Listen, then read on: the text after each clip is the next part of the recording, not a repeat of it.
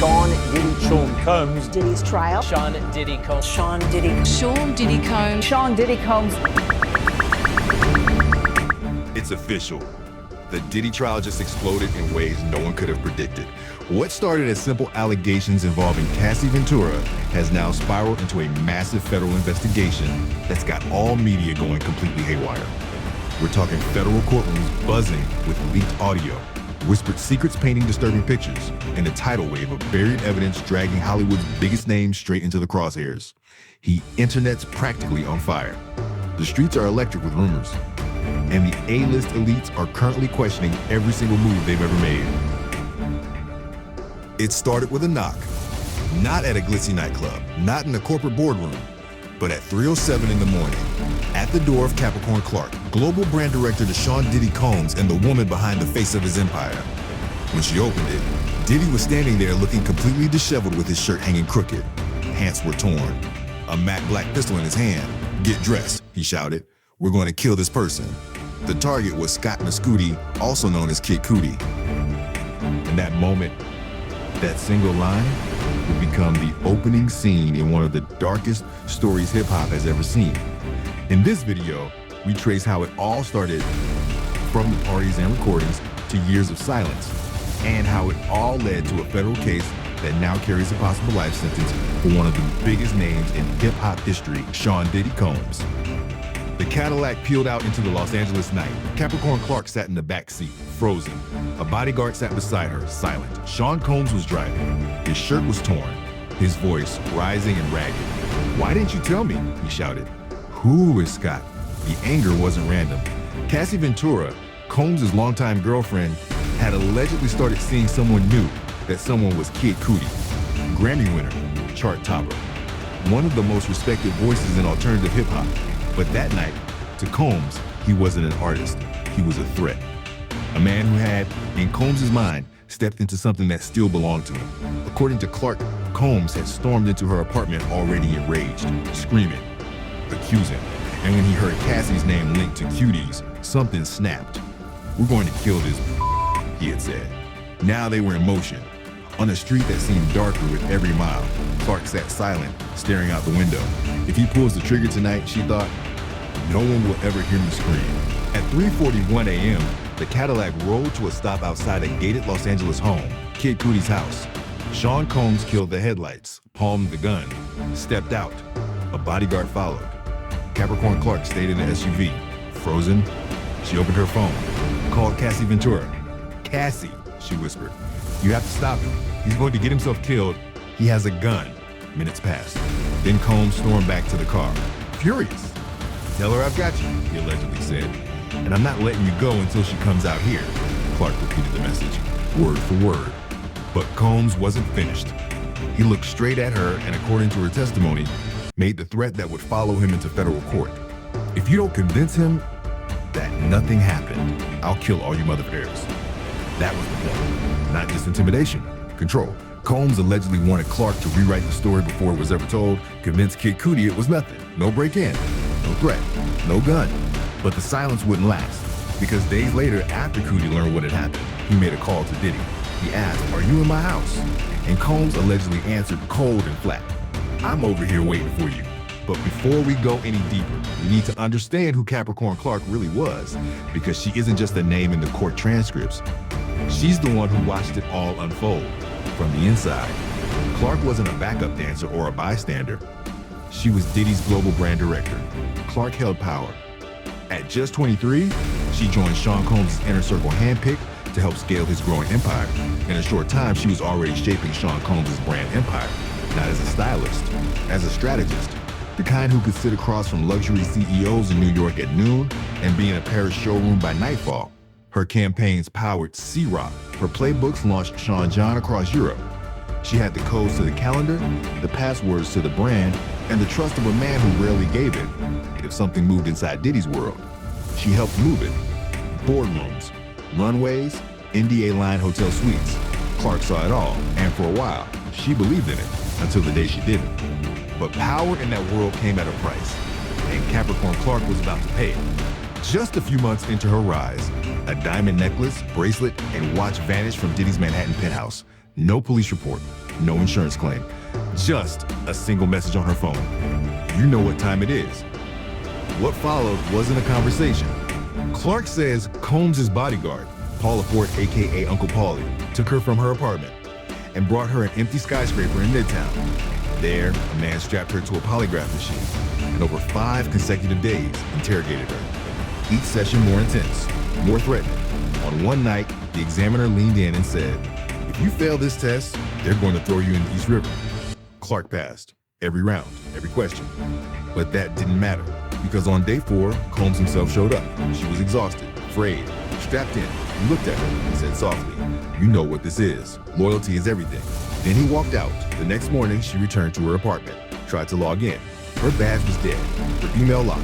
A courier arrived with a letter. Breach of trust, no severance, no explanation, just silence. And then one more threat, the worst one. According to Clark's sworn testimony, he made it clear I would never work again. He told me I'd end up killing myself. She had served him at the highest levels, sat in rooms where billion-dollar deals were inked. Now, she was cut off, alone. And for the first time, Clark realized the truth. Inside Bad Boy, nothing was safe, not even success. Success was just another way to lose everything, and loyalty was a one-way street. By early 2016, Capricorn Clark was broke, not metaphorically, literally. 4 years had passed since the firing, 4 years since the polygraphs. Since the threat, the industry went silent. She couldn't get a job, not in branding, not in fashion, not in nightlife. She was blacklisted, not officially, just effectively. She picked up freelance gigs, consulted where she could, but she was barely getting by. Watching from the sidelines as the Diddy empire grew even bigger. But desperation, it turns out, has its own gravitational pull that can override pride, self-respect, and even common sense. She types an email with the subject line, "Opportunity to add value again." The email to Sean Combs. He replies the same night, "Let's talk." A week later, Clark is back at his Los Angeles compound. In court, the defense showed those messages. Clark didn't deny it. "Maybe I wanted my life back," she said. "He held all the power as it related to me." She also said she felt like she had to protect someone else. That someone was Cassie Ventura. She wasn't just an artist on his label, she was his girlfriend, his muse, the face of his videos and the subject of his obsession. And what unfolded between them would reveal a pattern far more disturbing than anyone imagined. In 2005, Cassie Ventura was 19 years old. She was modeling in New York, recording demos in her spare time and quietly building a future in music. She had no label, no PR machine, no connections, just a voice, a look, and one person in her corner, producer Ryan Leslie. He wasn't just her collaborator. He was her boyfriend, her creative partner, and the one who helped her find her sound. Together, they recorded a track called "Me and You." It was sleek, simple, intimate, and it got attention fast. When Sean Diddy Combs heard the track, everything shifted. He moved immediately.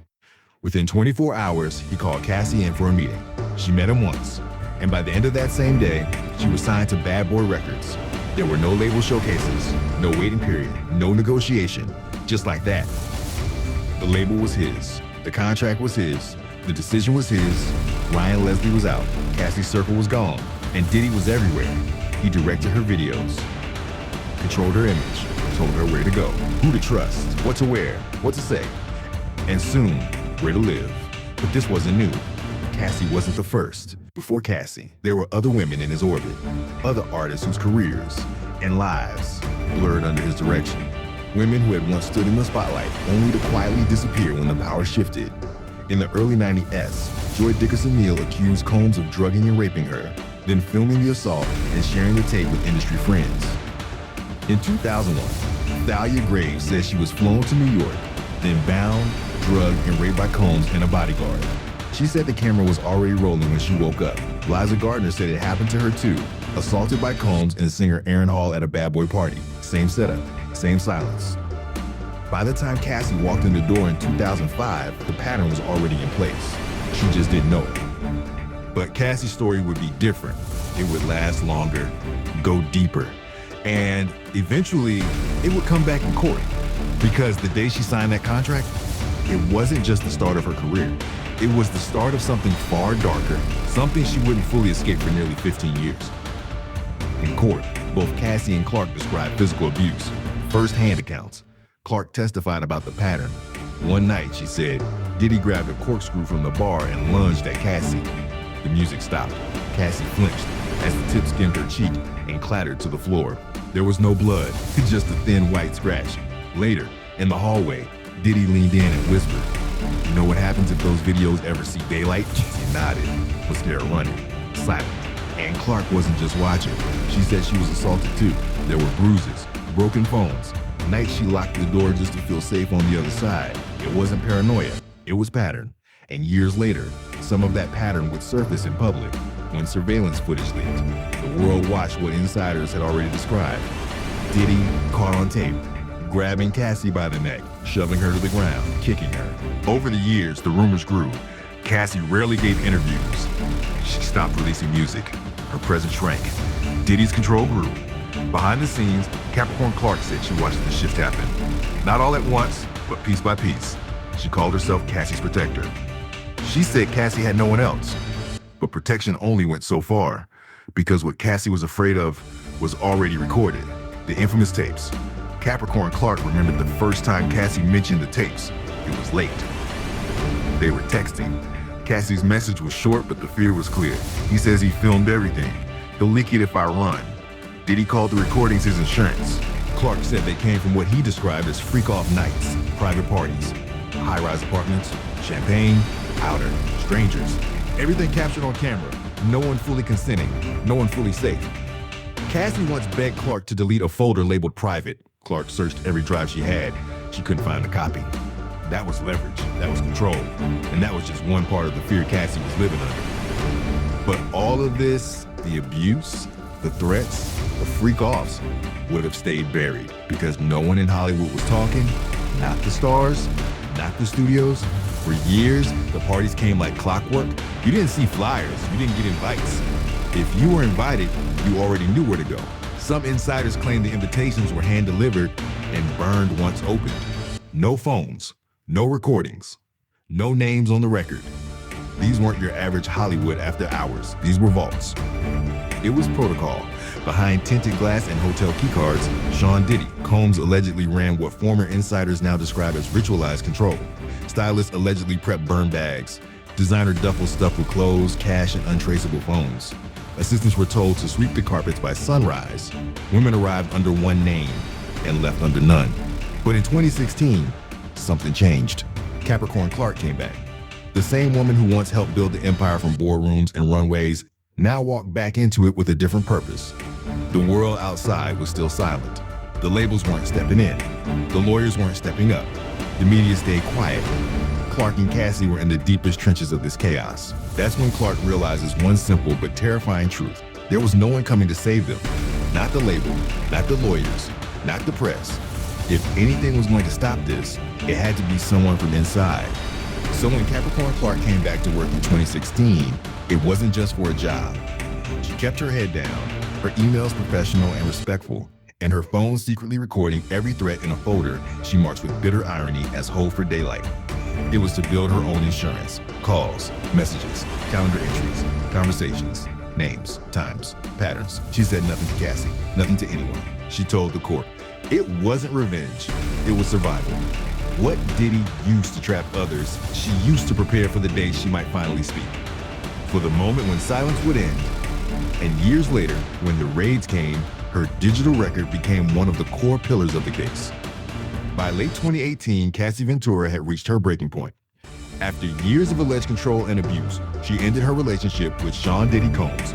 There was no public statement, no lawsuit, just silence. 2 weeks later, Capricorn Clark, a longtime associate of Combs, arrived at work to find her keycard deactivated.